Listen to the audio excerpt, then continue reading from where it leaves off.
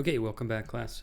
So I went a little over on that first session of the Northern Renaissance. It's about an hour and 15 minutes. I'm trying to keep it to 45 minutes to an hour for each section, each half of the class. So I'll try to go somewhat more quickly for the second part, not to keep you too long, because you still have those, the responses to do. So I don't want it to be longer than what a normal class would be. So I'm going to shut up and we're going to get on to the second half. So here is what we're going to do. So we're going to go down south for the early Renaissance. We're in the 15th century still, and we're going to go down to Florence in Italy, because the Florentine Renaissance is really, really important. So we're going to start there. So like we did for the first half of the class, let's talk about some of the big picture stuff. So basically, after these two sessions, the Northern Renaissance one and now the Southern one, you're going to have a pretty good understanding of what the Renaissance was like. So we talked about the change in patronage, the change in the economy, the change of the look of the paintings up north as part of the major trends of the early Renaissance. And now we're going to talk about the trends that happen in the South, and you're going to have a complete picture. So some of the characteristics of the Italian Renaissance. So this is funny, we didn't talk about this for the first half of class. I just assumed you knew, which isn't good. One shouldn't assume when they're teaching. The Renaissance is French. Renaissance is French for rebirth.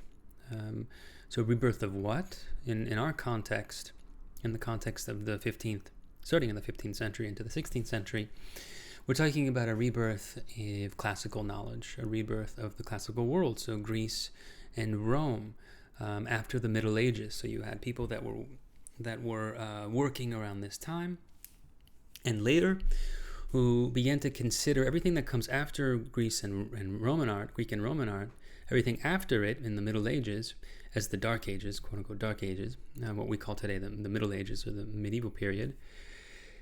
And they understood themselves as righting the ship and restarting the classical world. So the people in the Renaissance didn't call themselves Renaissancians. They understood themselves to be basically a continuation of the classical Greek and Roman tradition. So that's important to keep in mind. So what they're doing, and they're going back and they're studying, they're rereading Plato and Aristotle, Sophocles, the Thucydides, and of course they're looking at the visual arts of the classical world. But it's a rebirth of all classical knowledge. So that's really important, including mythology. So all these things you're going to see in the work. And so this is important. So the thinkers and artists and patrons, people who commission work, who are part of this Renaissance, are now called humanists. This is an important term, Renaissance humanism. The humanism today has a slightly different valence, a different definition. For the Renaissance humanists, these are the people who were interested in mythology, philosophy, poetry, politics, and art of the classical world. But not only that, they're also into mathematics, engineering, the more practical, proto-scientific disciplines that they're learning from classical knowledge, right? So these are what used to be called Renaissance men, or Renaissance people who can kind of do a little bit of everything, and they're interested in all sorts of things. So this is like what I want everybody to be like. The more things you're interested in life, in the world, the more there is in life in the world to enjoy, right? So this is what Renaissance humanists were all about. They were interested in all classical knowledge, not only the arts, not only literature, philosophy, and plays and that sort of thing, but everything, right? And the term humanist comes from this idea that when they look back at people like Aristotle, Sophocles, Diogenes, Plato, Socrates, Pericles, Polyclitus, like just go down the list of all the famous Greek and Roman figures, and they say to themselves, well, these were only human beings. These are just human beings who were able to do really great things. So this is where the word humanist comes from. The idea that the human can, in some cases, like Protagoras said, be the measure of all things, be incredibly important and can make incredible things, right?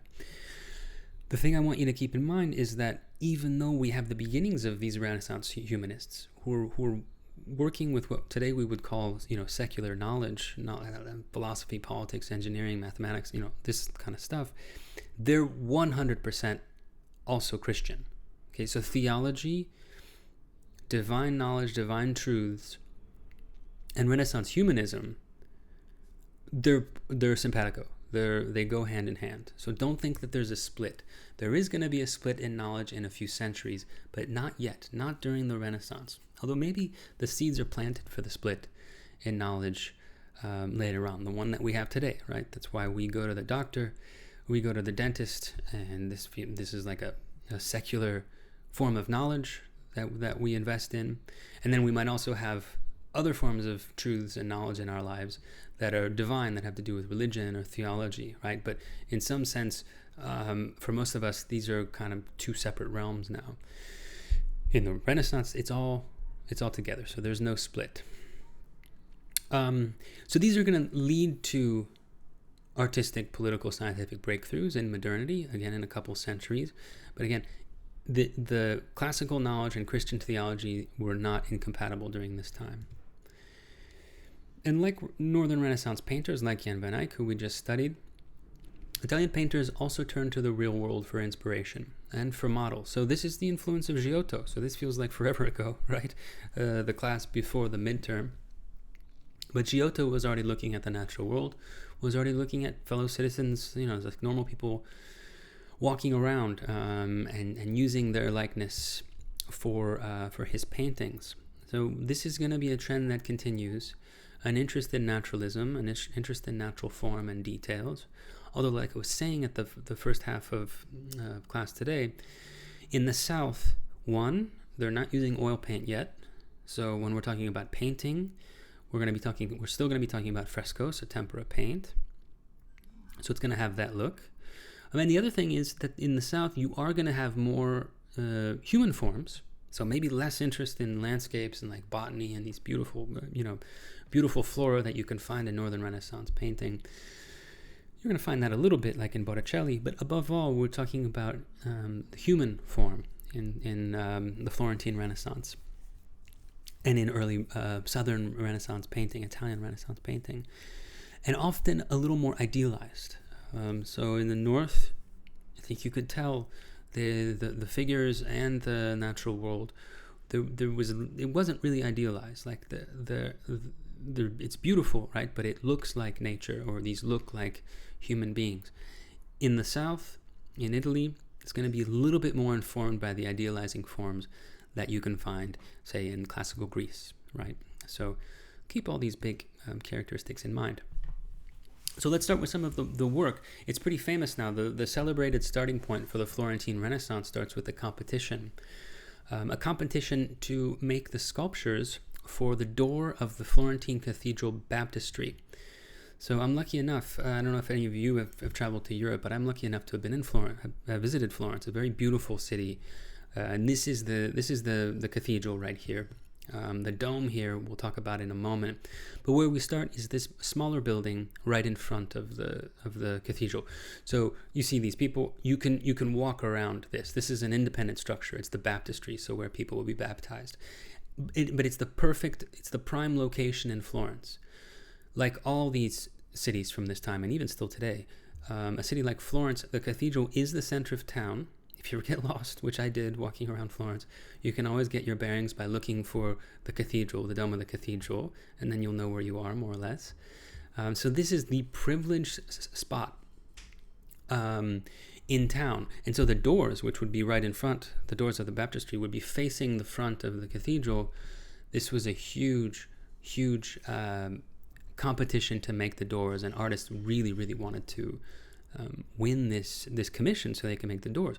So they had a competition, and today we only have 2 of the entries for this competition that are left, and luckily they're the 2. I mean, they're considered to be the two best, and they're the 2 finalists, right? So you can imagine a whole bunch of sculptors, a whole bunch of artists and painters had submitted something, but these are the 2 that made it to the final round. And the first one is by Brunelleschi, very, very important artist, sculptor, architect for the Florentine Renaissance. This is his version of Sacrifice of Isaac. So every single entry to this competition, it was very strict.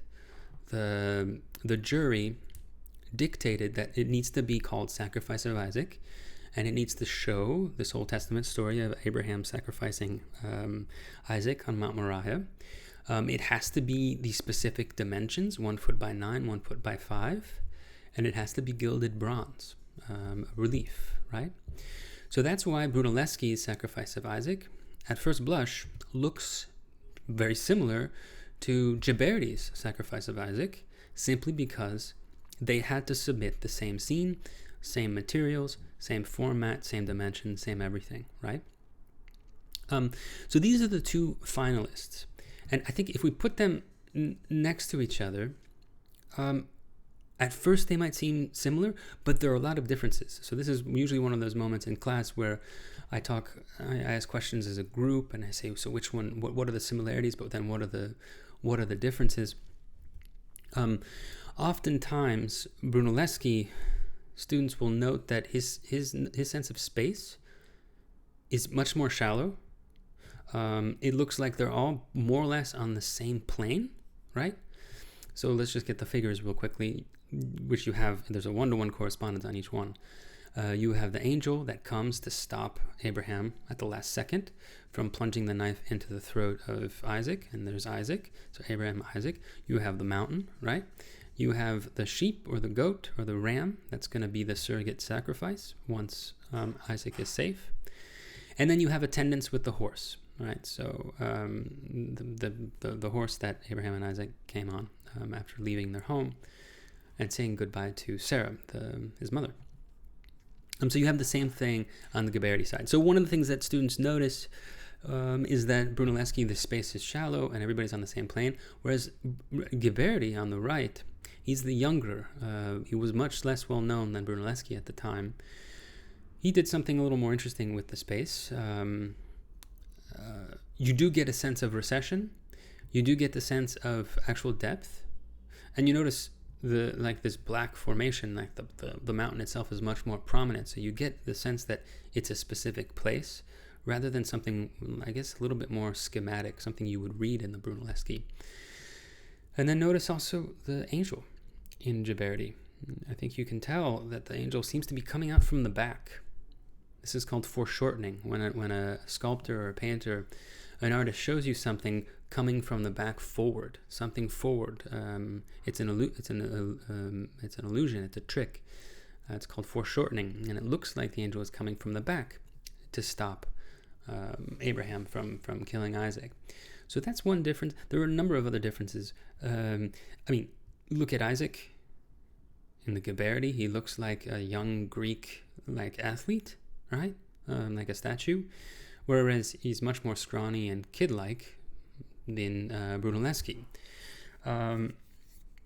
You notice the moment in the story. Ghiberti is maybe a little bit more tense. I guess this is subjective. It depends what you think. But Ghiberti, the knife is still drawn back. He hasn't yet plunged the knife. So maybe you still get the sense that Abraham may not pass the test, or Abraham may, at the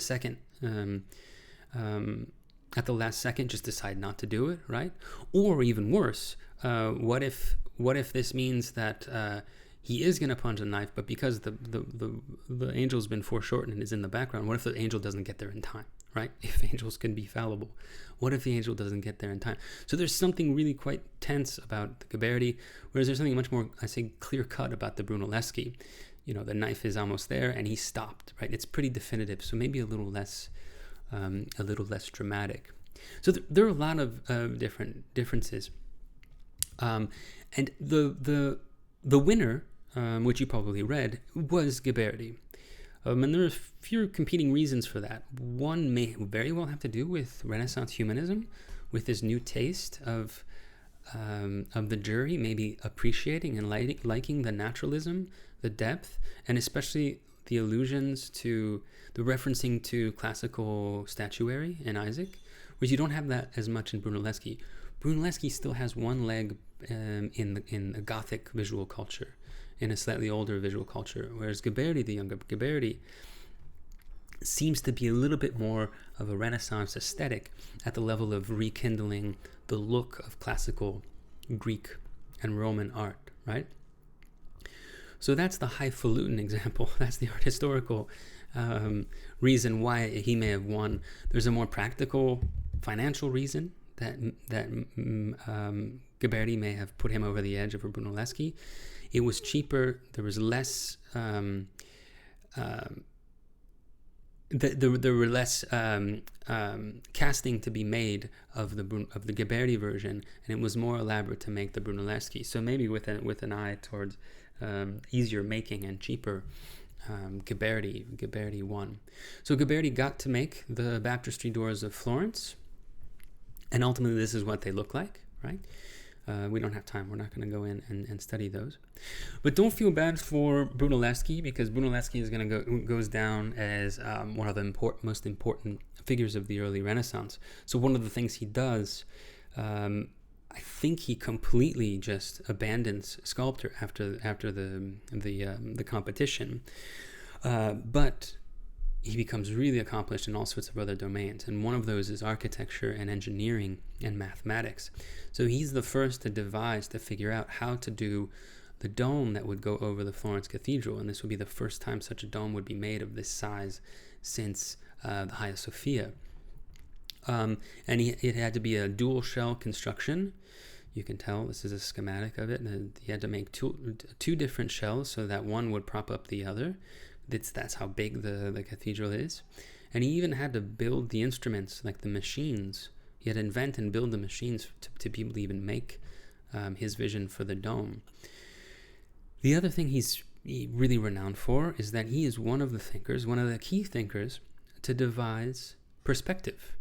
The pictorial system of perspective, specifically linear perspective. And he did it using the baptistry.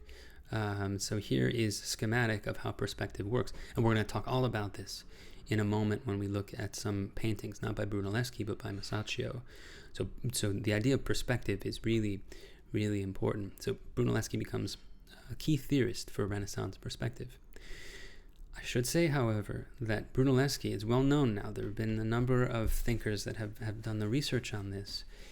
And without Alhazen, who's an Arabic philosopher who lived well before, so in the 10th, 11th centuries, without Alhazen in his theories, mathematical theories, Brunelleschi would not have been able to devise perspective.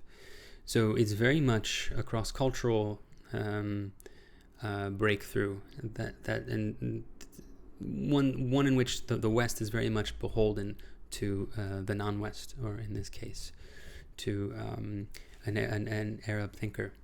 And in fact, most of classical knowledge, this should be known.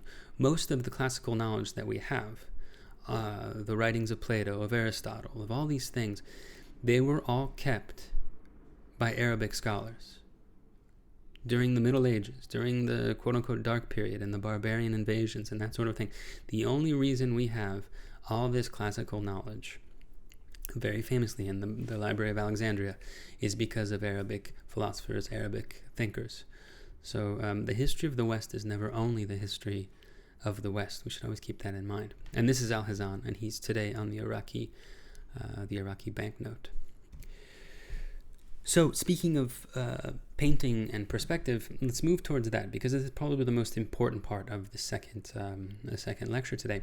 And we're in, like everything, we're in Florence. And here we're in the Brancacci Chapel of the Santa Maria del Carmine. When I was in Florence, this is sad, I really missed out, but it was closed for renovation. So I didn't actually get to see these in person, which is too bad. Maybe someday, if I ever get to go back. So these are really well-known frescoes done by Masaccio. So if Giotto is the important painter of the 14th century in Italy, Masaccio is the continuation. He's the important painter of the 15th century in Italy. He's groundbreaking, a revolutionary painter. And the cycle of frescoes that he did for the Brancacci Chapel they're all about the life of Peter, of Saint Peter. So the first pope for Catholics, for Christendom, at least Italian, or Catholics. Let's put it that way. And so we're going to focus specifically on this one called the Tribute Money. And if we look at it closely, there it is. So you notice right off the bat, this is still tempera fresco.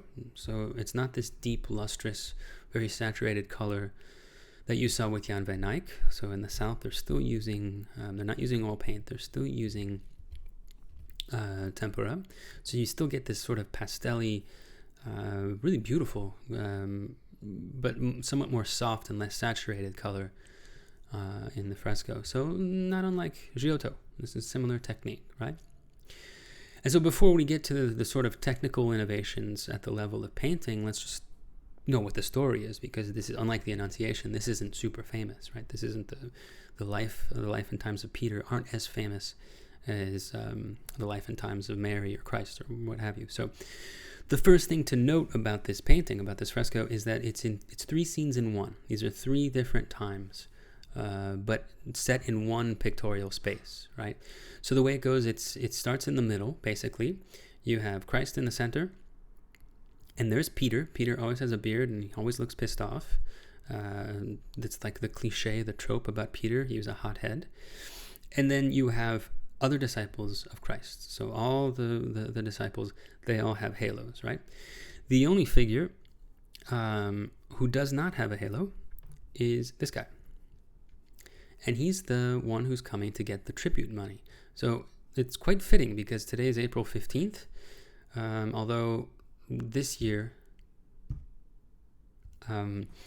taxes have been pushed back, right? So you don't have to do your taxes until, I don't know what the deadline is. I ended up doing mine months ago, but everything's been pushed back. So, but usually April 15th is the tax day. So the tribute can also mean tax. And so this is the tax collector. He's come to collect money from Christ and his disciples, which explains why Peter is pissed off. So Peter's like a libertarian here. He does not want the feds to come in and to tell him to pay money, in this case to the city of Florence, right? And there were debates at this time in Florence about whether or not the church should be paying taxes. And as you know, probably today, if you're an official church, you are exempt from taxes, right? So this scene has to do with the life of Peter and with taxation. So Christ in the center, you can tell he says to Peter, calm down, go to the Sea of Galilee and get some fish. So Peter does. He goes and gets some fish, and then he notices inside the mouths of the fish are coins. Okay, so that's the second part of the story. And then you have to go to the other side here for the last part of the story, where Peter is begrudgingly giving the tax collector the money that he found in the mouths of the fish, right? So this is part of the life of Peter. It's part of the miraculous works of Christ in the scripture for Christians. This is the scene. What should be most interesting for us today, though, is the way Masaccio depicts this, right? So in this painting, he's used already two different types of perspective that really hadn't been used before, and that someone like Brunelleschi was devising on a theoretical plane. Masaccio was actually implementing it in the paintings themselves. So the first type of perspective, an artist will use both in tandem, and Masaccio is using both in tandem here.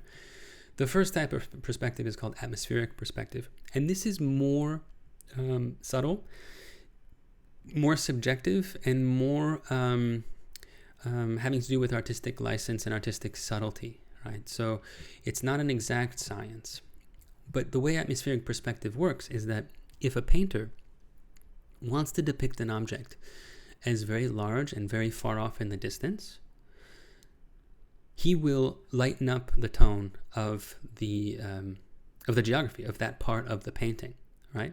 So this is just like how our eyes work. This is how analog cameras work. When you look out in the distance, there quite simply is a ton of atmosphere, a ton of air, and it depends on the weather conditions. Like a really dry day, you might see further than a really hazy, muggy day, right? But as something gets further and further away, it gets smaller and it gets less saturated, and it becomes lighter and lighter and lighter, and it loses focus, right? So he's trying to mimic that effect so that the mountains here, the edge of the Lake of Galilee, these trees, everything here seems to be fading away, losing color saturation, and you're getting a sense of atmosphere so that it looks as if what's back here is very far back, and then the figures here, which are much more crisp, solid, and saturated, they seem to be much further forward in the picture plane, right? So this is pretty simple, pretty commonsensical to us, but this is quite a breakthrough at this time, to be able to work on a two-dimensional surface, in this instance, the wall on fresco, but make it look as if it goes off into space, very, very far back, simply with the use of color and its desaturation and these atmospheric effects. And then someone like Leonardo in 100 years, we'll see next week, just perfects this form of perspective, right? So that's one type of perspective. The other type of perspective is much more exact. It's much more scientific. And the perfect illustration of it, of how it works, is another work by Masaccio in a different church in Florence, the Santa Maria Novella. And this is his Holy Trinity.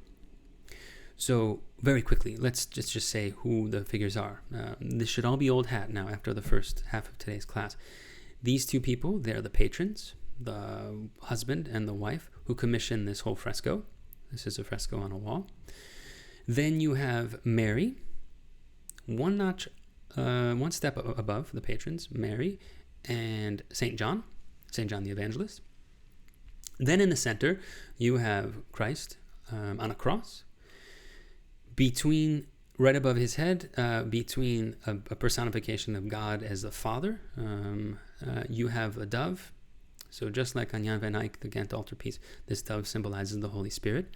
So this is how it's the Trinity, the idea of the theological idea in Christianity that God is both three and one, is both one God, monotheistic, and a God as a Father, a Holy Spirit, the community of believers, and Christ, the God incarnate, right? So Masaccio is giving you the Trinity, but it's how he's depicted this that's maybe most interesting for us, because the technical feat of this using perspective it's fantastic. So I do have one more thing on the bottom here. Which, when you're seeing it in person, this is what you're like. You're basically looking straight at this, so that for all these figures, you're looking up. This is very high. It's 8 by 19 feet, so this is almost 20 feet high. So it's very, very large. So you're looking up at this. So where you are as a viewer, you notice it's a skeleton, and then on top of the skeleton, it says, "I was once what you are, and what I am, you will become." So maybe at first this seems enigmatic, but actually it's quite clear what this is communicating. This is called a memento mori. Memento mori is Latin for reminder of death. So this skeleton, these bones here, are there to remind the viewer that they're mortal, that they're going to die. The skeleton is basically speaking to the viewer, basically saying, "I was once what you are, a living being with flesh and eyes, and I was conscious, and you will become what I am," which is simply a skeleton. So this is very morbid, right? But for Christians, as a memento mori, this is meant to kindle piety. This is meant to be a reminder of death, but then also a reminder of the reason you're alive, the reason you are going to die, is to be fulfilled, to be redeemed, and to hopefully go to heaven, right? If you're pious, right? So for Christians, this is a reminder of holiness, a memento mori. We'll see more of these throughout the history of art as we go forward. So the form of perspective that he uses in the Holy Trinity is linear perspective, and this is much more exact, much more methodical and mathematical. So just a few terms. I would definitely refer to the book if you forget any of these terms, especially since I don't write these terms down. But the line that goes across where all these other lines, all the lines that are not parallel, that are not 90 degrees, this is called the horizon line in the system of linear perspective. Then all these lines that meet at the center on the horizon line, those are called orthogonals. And the point at the center here, that's on the horizon line where all these other lines meet, that's called the vanishing point. So this is single point perspective. There are other forms of perspective where you can have 2 points or 3 points. So those are called two point perspective or 3 point perspective. But Masaccio here is using single point perspective. And so effectively it gives him this grid, this structure, where theoretically you have a point to infinity here, where space can recede on a two-dimensional plane all the way back to infinity, right? And these lines then, if everything hooks up with these lines and syncs up with these lines, sorry, my cat is stepping on my computer, and changing the slide. So everything is syncing up with these lines. So the architecture, and notice this architecture, this is a Roman arch, right? This is a triumphal arch that the Trinity is being framed in. All of this is hooking up with the orthogonals so that you get a sense of recession, right? You get a sense of depth on this two-dimensional plane. So now we're ready to go back to the tribute money and see how he's using both, right? So we understand how he's using atmospheric perspective, this desaturation of color and space. But notice also the building here. Notice, these would be the orthogonals. And this building looks like it's receding backwards into space, but not through atmospheric perspective, through linear perspective. And notice, if you had to gauge where the horizon line is, it cuts through basically the middle of the painting. And if you had to guess where the vanishing point is, it's right in the center of Christ's head, right? Notice how the lines of the building all end basically here. I don't have the grid for you to overlay, but I think you can see how that's happening. And that's symbolic, right? It makes sense that the head of Christ for Christians would be the center of the picture plane, would quite literally order the world, right? It would be the reference point for the world. And that would work symbolically because for Christians, Christ is the central point of the world, right? The one who orders everything. And so we're moving away from a definition of God as this presence that's like, it's almost, it's in another plane. So you remember these incredibly beautiful icon paintings that we've studied way back now. It feels forever. Everything feels so long ago. But remember these Byzantine icons. It looked like they were emanating their own light. They're made with gold, right? We're told that the figures inside them are actually the holy figures themselves. It's as if they exist on a different plane from those of lowly humans, right? So here's another example of a Byzantine icon, Mary with child, and so on and so forth, right? So it's as if that's like a God perspective. Like that work is made, or it inhabits a perspective like a godly perspective. So what happens when you move to a work that looks like this? And this is just to give it to you in the space. So see how the skeleton is basically right at the level of the viewer here, and then the rest of the painting is pretty up high. What happens when this divine space is one that it looks like we can actually enter into? When it looks like it's actually a part of the normal everyday space of human beings, where we see things in depth, we see things in recession, our buildings are made geometrically, it's implied that we see perspectively, which we actually don't. We'll get to that in the 20th century, or late 19th century. But it's implied that through perspective, we have a sense of what the world is like for us as human beings, right? All of a sudden, then, a holy scene that seems to inhabit the same space we inhabit, just on the other side of the wall, maybe slightly higher, all of a sudden now, this is becoming more of a human perspective. It's almost taking it down into terrestrial terms that we can understand a little bit better. So there's a shift in understanding of how paintings work when it comes to their existence in relation to normal everyday space. And there are also some pretty fantastic arguments about the history of cognition there's a whole subfield of art history called neuroart history that studies how our brains, how our brains are conditioned, how our brains condition us for seeing things certain ways, and that you'd think that as human beings this would just be a timeless thing, that we've always seen the same way, right? But actually it's not true. Culture, any moment in time in history, the way the world is set up, the paradigms, the technologies, the way people painted, the world itself, the experiences people had actually affected the way they saw the world. It actually affects cognition, like at the level of the brain and the optic nerve and the way we see the world, right? So if we have a shift towards a picture as no longer a flat thing that emanates its own presence, but a picture that provides an extension of space, one that seems to mimic the way we see space as human beings, then the Renaissance can be described as a cognitive revolution, as a revolution in the way our brains saw the world and expected to see the world, in this case through paint, right?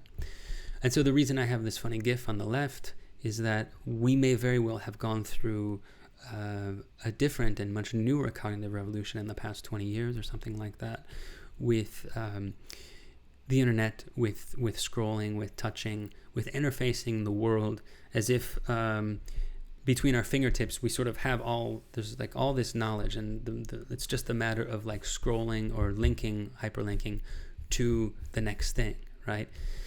It's very interesting. That may very well have now conditioned our brains into expecting that type of experience of the world with everything else, right? It's actually maybe physically changing brain chemistry and the way we have the way our cognition works with the rest of our world. And this is it's interesting because we know for sure now that feeds and all the stuff that we do online, it does send off endorphins. There are things that happen in our brain. We get little spikes of pleasure. It has conditioned the way we see and interact with the world. So maybe the Renaissance, centuries back, was a compatible, like a similar cognitive revolution at the level of seeing painting. I find that kind of fascinating. And so we're going to end now the second half of class with the most important patron of the Florentine Renaissance, and that would be Cosimo Medici, and really the Medicis themselves. So they're the most important family. The Medicis were a family of very important bankers, very, very wealthy, and Florence was one of the few democracies in Italy at the time. So remember, Italy's not a nation state. You have city-states. So there's the city-state of Milan, there's the city-state of Florence, there's the city-state of other cities in Italy. They're all separate states, like almost like little mini governments. So Florence was a democracy, which they were very proud of. But if we're truthful, it was much more of an oligarchy or a plutocracy, right? Which I think with the recent campaign of Bernie Sanders, I think these terms, oligarchy and plutocracy, have become part of our everyday language. Hopefully everybody knows what they mean. But basically, an oligarchy is a rule by the elite, and a plutocracy is a rule by those with money. So usually what we're dealing with is a plutocratic oligarchy. So the elite have the money, right? So Florence was a democracy, but the Medicis held an incredible amount of power through their wealth and their elite status in the city, if not in the government, right? So this is, again, private patronage. These are the private forces that are shaping the landscape of culture, which is really important because the works I'm going to show you next would be impossible without it. You would never be able to see them in a church. You would never be able to see them in a town square. They're only made possible by these private patrons that now hold a lot of wealth and power.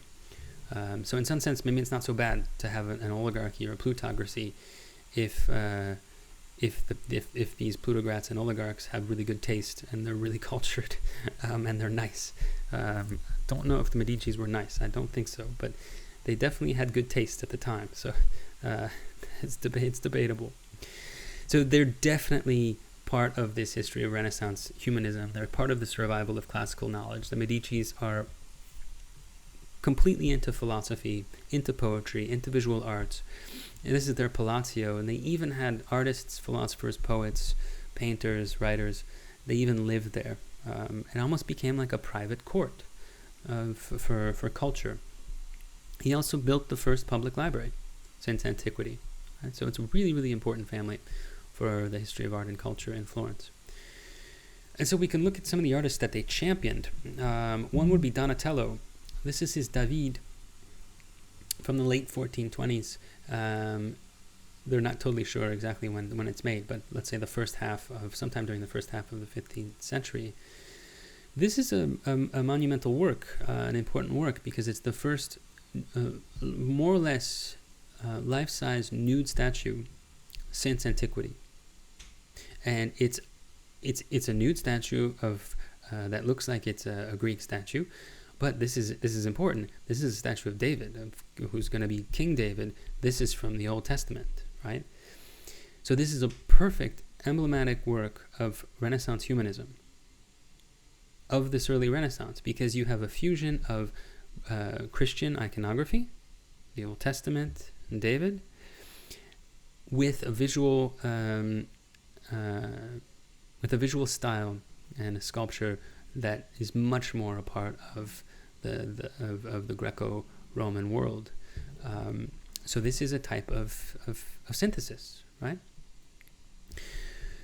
And it would have been impossible to have a nude statue of a young boy modeling as David over the head of Goliath.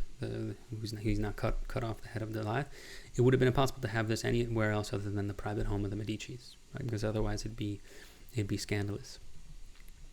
There's also, it's often noted that this version of David, he's very young and kind of, let's say, eroticized. Donatello, this is an important detail. Donatello was actually openly gay, which is quite early for the 15th century. So Florence was a little bit more liberal. And there's a nice little detail of the head of Goliath. His helmet would have had like this wing, and the wing seems to be coming up and caressing like the inner thigh of David. So it's very evidently sort of homoerotic, which again would be a staple of Greco-Roman statue that you would remember from the first half of this semester. So without the Medicis, none of this would be possible. So David is holding the sword. He's cut off the head of Goliath that he killed with a slingshot, and he's holding the stone that would have been in the slingshot there, right? We'll see more depictions of David next week. And then the other really important artist that the Medicis championed would be Botticelli. Botticelli is very, very famous. I think you've probably seen images of Botticelli somewhere on a coffee mug or a poster or something. Botticelli is pretty much all over the place. So sometimes it's hard to see painters that have become so famous and they've been used in so many different ways. It's hard to see the original thing for what it was, but this is primavera, springtime, which is really quite beautiful. And I guess fitting for us, we're finally getting some spring. This is tempera on wood. So again, not using oil paint. It's very beautiful. You're set in this orange grove, and again, you have a little bit like Northern Renaissance painters. You have all these different flowers that you could even study if you were a botanist, and you have all these figures from Greek mythology. So here, for the first time in a long time, I'm showing you a work that has nothing to do with Christianity. There are no Christian themes in here whatsoever. This is 100% mythology, right? And he made it as a wedding portrait for the Medicis, which is quite a beautiful wedding portrait to have. So on the left here, you have, he's picking, he looks like he's picking an orange from the grove. You have Mercury or Hermes. So you probably know that the Greek and Roman gods are more or less the same. They just have different names. So Mercury is the name of the Greek god, and Hermes is the analog in Roman mythology, but they're the same. And they always have lots of duties, but Mercury or Hermes, he's the messenger god. He's the god that sends messages, the god of media. Just to the right of Mercury, you have the three graces: chastity, beauty, and love. So it makes sense for a wedding portrait. So they're dancing together in the orange grove. And then on the top there, you have, notice he's blind. Love is blind. You have Cupid, who's shooting an arrow at one of the graces, right? So he's up there in the tree. Then on the right, and I think this is the passage I like the most in this painting, this is the story of spring in Greek mythology. So you have Zephyrus, the god of the wind here. He accosts the nymph Chloris. So in Greek mythology, nymphs are always getting like abused and raped and like kidnapped, and all sorts of things happen. So Chloris is being more or less aggressed by Zephyrus, the god of the wind, and she kind of escapes in a way, because she becomes the personification of spring. She becomes Flora. So this is actually like one person, right? So you notice out of the mouth of the nymph Chloris, you have this foliage, you have these leaves that are coming out, and they're basically becoming Flora. And Flora is not fully formed yet. Notice the top of her head here, not fully formed yet. So it's as if like out of Chloris comes spring, and spring is about to throw these petals that she has in her dress. She's about to throw the petals, like they do at weddings. And then in the middle, you have the main mythological character here, which would be Venus. And here is the Venus, the goddess of wedded love. So she's right in the center there. So that's the Primavera. And then the much more famous work by Botticelli, the one you have probably seen everywhere, is The Birth of Venus. And there she is on her clamshell. Again, you have Zephyr and Chloris, the god of winds. He's blowing wind on her. And then you have her attendant who's about to dress her. And Botticelli there's something very poetic and lyrical about Botticelli. He's not using linear perspective.